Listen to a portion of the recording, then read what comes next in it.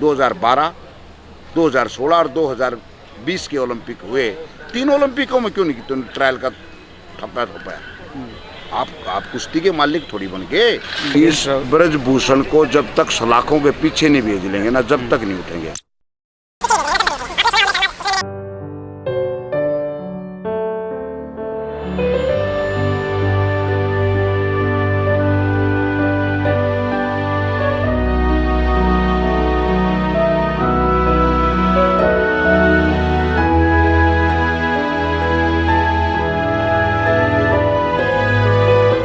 बारह तारीख को मैं जो है ना, इन अखाड़ों का एक आह्वान हुआ था हमारे जो अखाड़े वाले हैं, क्योंकि मेरा भी एक अखाड़ा है यमुना किनारे पे दिल्ली में। अखाड़ों की जब मीटिंग चल रही थी तो मैं पहुंचने से पहले ही वहां पर बजरंग और विनेश भी वहां पहुंचे। तो इन्होंने भी जब अखाड़ों की मीटिंग थी तो वहाँ पे अखाड़ों से सपोर्ट मांगा। सर हम भी अब वहाँ पे धरने प्रदर्शन पे गए थे, क्योंकि जब धरना प्रदर्शन पे जनवरी में पहलवान आए थे तो किसी अखाड़े को सपोर्ट नहीं लिया था।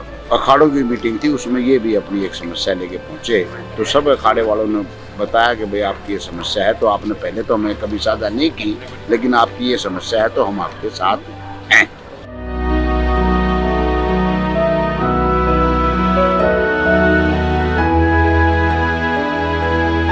12 तारीख को बात हुई। 10 और 11 मार्च को एशिया चैंपियनशिप की ट्रायल थी। उस ट्रायल में मेरा नाम, जो आउटसाइड कमेटी बनी थी उसमें मेरा नाम आया था एज ए रेफरी। मैंने वो ट्रायल कंडक्ट कराई। मैं वहाँ पर 2 मैच लगे थे, तो ए मैच का इंचार्ज था मैं। और हमने जो काम मिला, हमने अच्छे तरीके से हमने वो काम निपटाया। फिर दोबारा से इनकी प्रतिक्रिया हलचल चालू हुई कि और साइड कमेटी ने अपनी वो दे दी है रिपोर्ट, और ब्रजभूषण को क्लीन चिट मिल गई है और ऐसा होने जा रहा है। और 6 तारीख को इन्होंने एक प्रेस रिलीज की कि गोंडा में कैडेट का नेशनल करवाने जा रहे हैं। तो उसमें उसी के साथ में एक ऑफिशियल लिस्ट निकलती है। हमारी रेसलिंग फेडरेशन थी, उसमें टेक्निकल ऑफिसर के ग्रुप बना हुआ था। उसमें 6 तारीख को मेरा नाम इन्होंने रिमूव कर दिया उसमें से। लेकिन 6 तारीख के बाद जब 15 तारीख को वहाँ पर जब मीटिंग हुई टेक्निकल ऑफिसर की, एक नेशनल से पहले एक मीटिंग होती है, मीटिंग में उन्होंने ये बताया, विनोद तोमर ने, कि 3 ऑफिशियल अध्यक्ष जी के खिलाफ पहलवानों के समर्थन में गए थे और उनको हमने सबक सिखा दिया। उन्होंने वो मीटिंग खत्म हुई तो उसके तुरंत बाद जो मेरे नज़दीकी रहे स्टूडेंट है, मेरे साथी हैं, उनका तुरंत फोन आया मेरे पास कि सर यहाँ पे ऐसा बोल रहे थे। भाई हो सकता है झगड़े हैं, सारी चीज़ों पर कब्जा कर लिया और भाई इनकी सरकार आ गई, कोई बात ना, हटा दिया।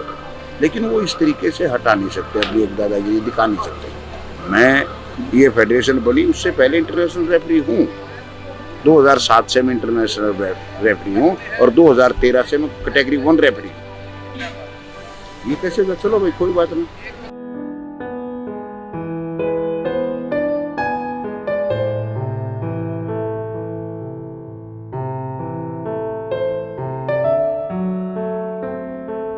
हमारे देश के 2 बड़े पहलवानों को, ओलंपियनों को इन्हें खराब कर दिया। अगर 2016 में अगर आप ओलंपिक ट्रायल करा देते, जो तगड़ा होता वही चला जाता। फिर 2022 के लिए क्यों नहीं करवाया आपने? अब ऐसी क्या आफत आ गई कि तेरे टाइम में 2012, 2016 और 2020 के ओलंपिक हुए। 3 ओलंपिकों में क्यों नहीं तो ट्रायल का ठप्पा थोपाया। आप कुश्ती के मालिक थोड़ी बन गए कि आप जो कहोगे जो काम चलेगा। अब इन पहलवानों को कितना जरूरी है आप लोग समझ सकते हो। इस साल में, पिछले साल एशियन गेम्स हुए नहीं, जो 2023 में है, जो 22 वाले गेम्स थे वो 23 में हो रहे हैं चाइना में, अक्टूबर में। 6 महीने का समय बचा है। इन बच्चों को आज हार्ड से हार्ड प्रैक्टिस करने की जरूरत थी। एशियन गेम्स के दोनों ही मेडलिस्ट रहे हैं, गेम्स के दोनों ही गोल्ड मेडलिस्ट हैं, दोनों, विनेश भी और बजरंग भी।